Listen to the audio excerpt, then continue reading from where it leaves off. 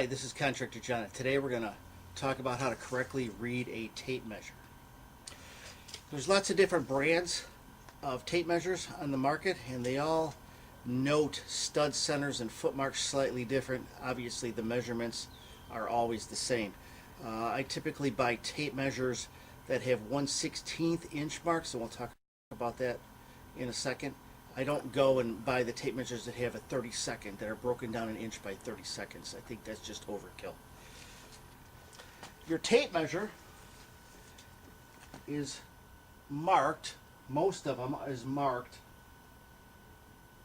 1 foot increments. This particular one, a DeWalt one, has a black arrow at the 1 foot mark and has a red box at the 16-inch stud center. And then 24-inch got a black arrow, and 32 it's got a red box again to note a stud center. 36 a black arrow for an even foot, and 48 it has a red box for the stud center and a black arrow for your even foot mark. Now some tape measures are a little bit different than that.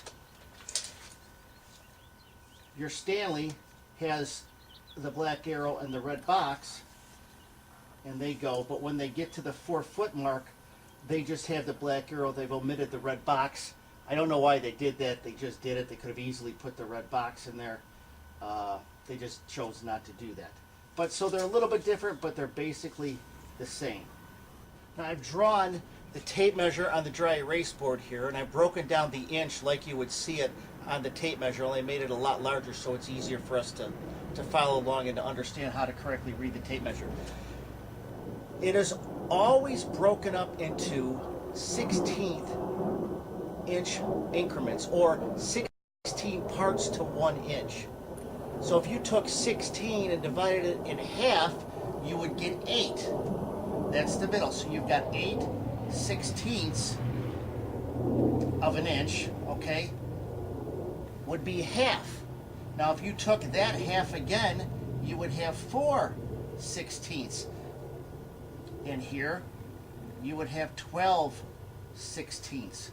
Each mark represents 1/16 of an inch. So you've got 1, 2, 3, 4/16, 5, 6, 7, 8, 9, 10, 11, 12/16, 13, 14, 15, and then 16/16 obviously is 1 inch. So it is pretty simple if you understand the basic principle of it being broken up into 16 parts. You've got the first mark would be 1/16. The second one would be 2/16. This third mark here would be 3/16, and then you've got 4/16, 5, 6/16, 7/16, 8/16. Now the problem, I think the problem people have figuring this out is that when we go 1/8 of an inch, 3/8, and half, and it's not always broken up by 16ths, or so it would seem. Here you've got 1/2 inch. You've got 8 parts, 8 lines of the 16. This fraction can be reduced.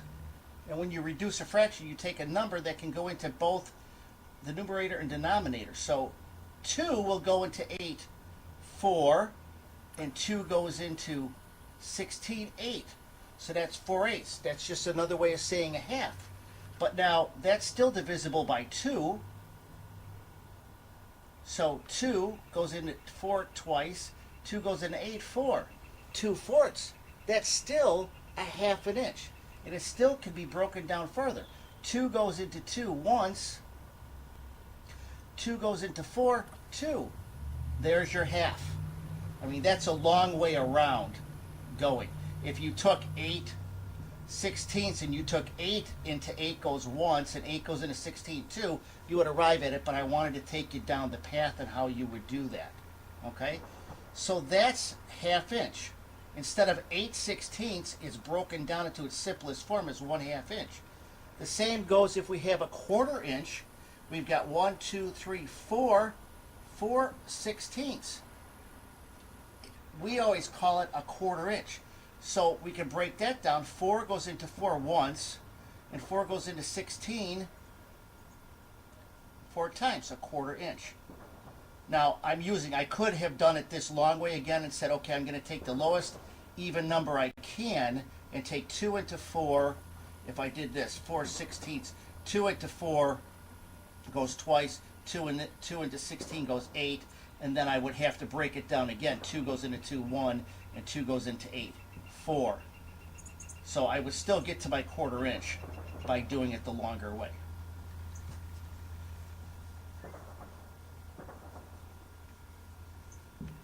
So we can see we've got 1/16, 2/16, which broken down in simplest form would be 1/8.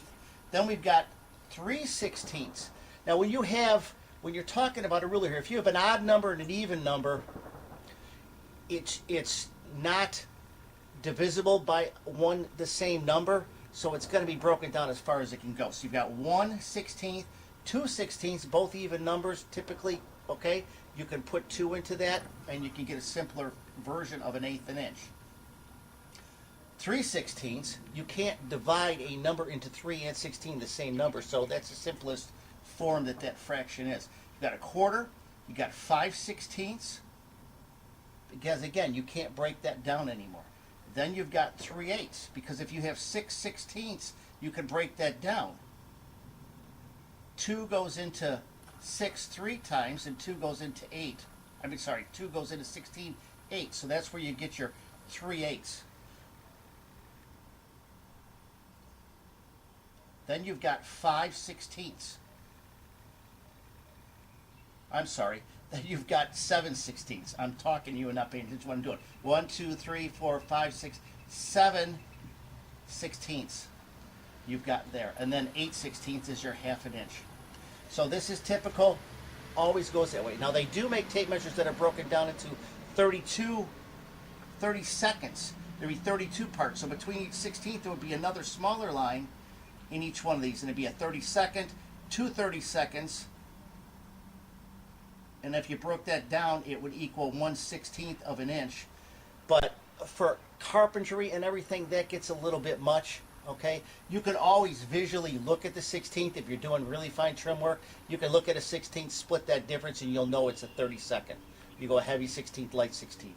So I hope I've explained this. I hope it's easier for you now to read a tape measure. This is Contractor John. If you have any comments or questions, please visit my blog at contractorjohn.com. Have a blessed day.